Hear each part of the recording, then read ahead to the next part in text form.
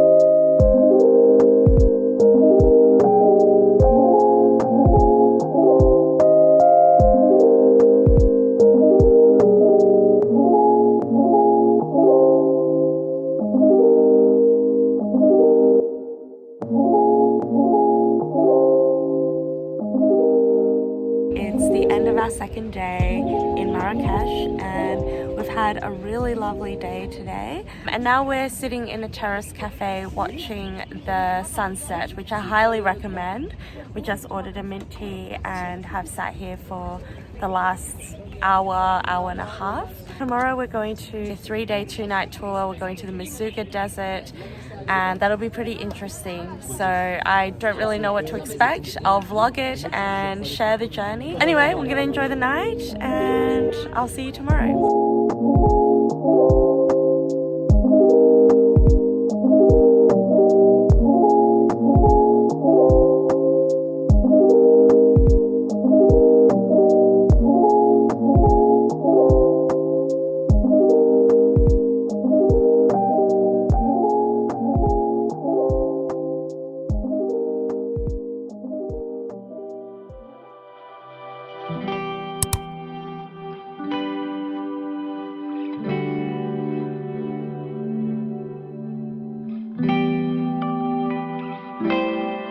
That's a video. I didn't realize.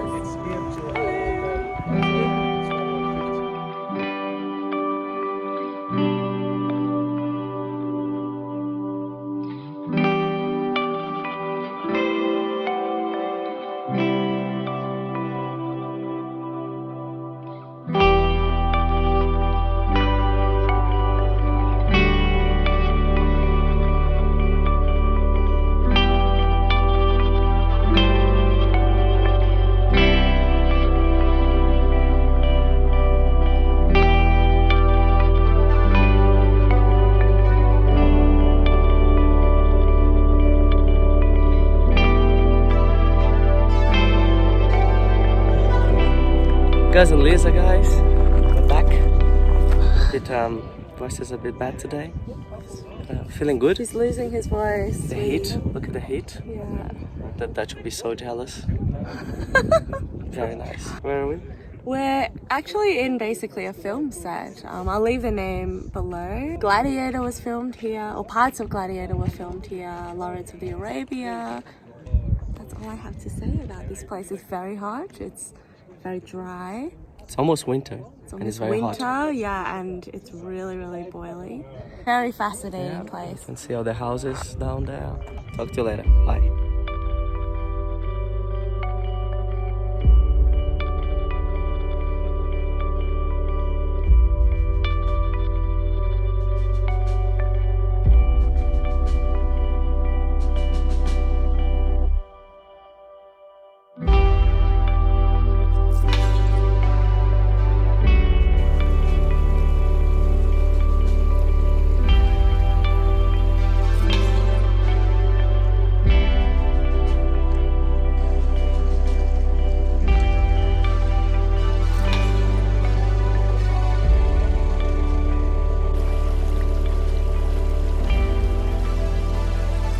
Day 2 of our tour. I think I mentioned earlier I caught a cold and today it's gotten a little worse, but it's okay because we're still having a great time. I hope you're enjoying the trip as much as we are.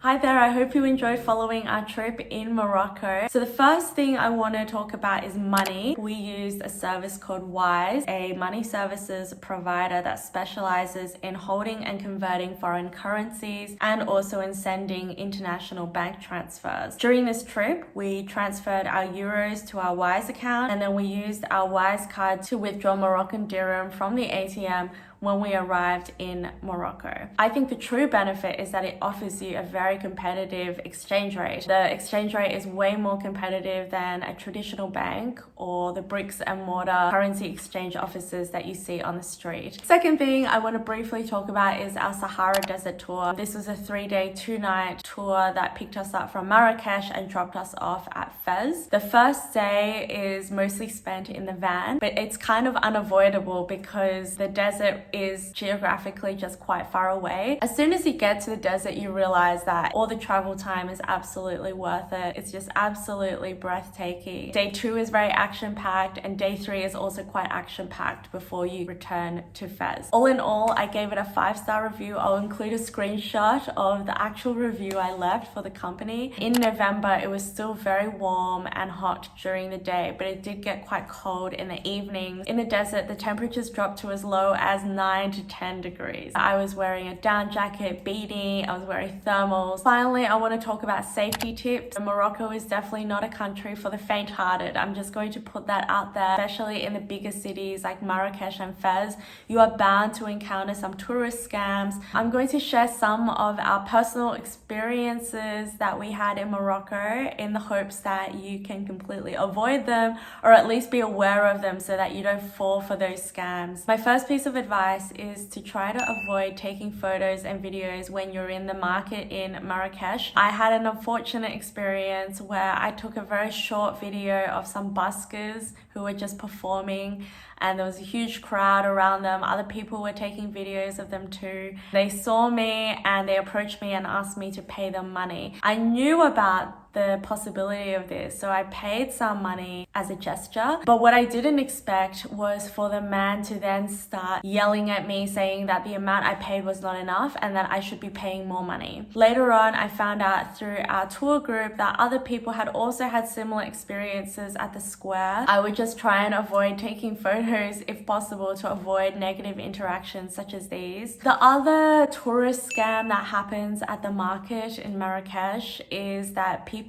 may grab your hand suddenly without your permission and then just start drawing henna on your hand. They'll charge you money for the henna, and often the money that they charge is completely overpriced and ridiculous. Things can get quite aggressive and quite spicy if you refuse to pay that amount of money. So this didn't happen to me personally, but it did happen to someone on our tour group. Just keep your hands to yourself. If someone tries to grab your hand, take it away, and just remember there's no such thing as a free lunch. Helpful locals pretending to be your guide. When we were in Fez, we stopped somewhere to check our phone, to check Google Maps, and out of nowhere this man comes and he says, "Hey, Medina, that way." Not wanting to be rude, Gustavo instinctively replied, "Thank you." And that acknowledgement, that interaction was all it took for this man to then basically start harassing us, following us wherever we went. Pretty annoying, but also I would say kind of scary, because in that moment you realize that you've been put into this situation that you didn't ask for and that you're not able to reason with this person. We gave every excuse under the sun. We said, "No, we're not interested. Please leave us alone. We have to make a phone call now. We're not going to the Medina." And this guy just would not leave us alone. So in the end, the only thing that worked was for us to literally start running away from him. We were running. As we started running away, the guy just got really angry at us and he just started shouting at us. To my knowledge, these kind of acts of aggression, they don't actually lead to actual violence, but it is a way to intimidate you and kind of make you feel so uncomfortable that you give in to their demands. Unfortunately, what we learned is is that sometimes, especially in the bigger cities like Fez and Marrakesh, when someone approaches you to talk to you, you need to sometimes just be rude and not answer back or completely ignore them. And I know this feels so rude, but if you do the opposite, you end up in a situation like what I just described. You run the risk of being harassed. In both Marrakesh and Fez, there would just be random people on the street saying, your riad or your hotel is that way. You don't even know me. How do you even know where my hotel could possibly be? The whole point of this scam is that they want to try to lead you to somewhere and charge you an overpriced amount for their guide services, or they might lead you to completely the wrong place and then intimidate you and ask you to pay up. Again, ignore those people, just keep walking. The final one I want to talk about is the leather tannery in Fez. This is one of the biggest attractions in Fez, and I want to preface this section by saying that I was not the biggest fan of the leather tannery. I actually wish I had never gone. I personally have a lot of concerns about this tourist attraction. Having said that, if you do want to visit the tannery, just keep in mind that you have to battle through a lot of tourist scams in order to see the tannery itself. The best way to see the leather tannery in Fez is to go into one of the nearby leather shops and go upstairs to their rooftop terrace. Leather shop owners will try to lure you or entice you to go into their shop, and then as you are leaving, they will either force you to buy their leather goods,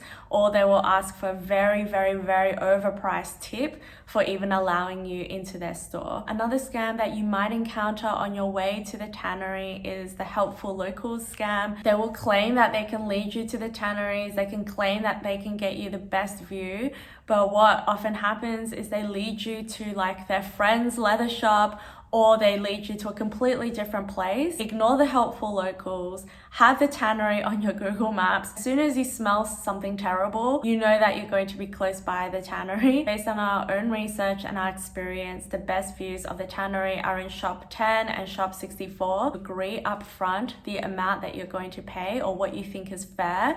And if you're leaving and they ask you for a higher amount, stick to your guns, don't get intimidated, pay what you agreed on or whatever you think is fair, and then leave. So I really hope that this last part about the tourist scams doesn't scare you or put you off visiting Morocco. I really hope that you can see from the vlog footage how beautiful our experience in Morocco was, and despite all the scams, we emerged from the trip relatively unscathed. I think just knowing what to watch out for and being smart and very aware of your surroundings is all you need in order to have a very good trip in Morocco and not let other people take advantage of you as a tourist. If you have any other questions about our trip in Morocco, I'm happy to answer them. Leave a comment down below.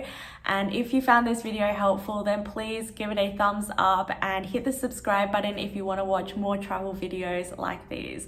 Otherwise, thanks for watching and I hope to see you in the next one. Bye!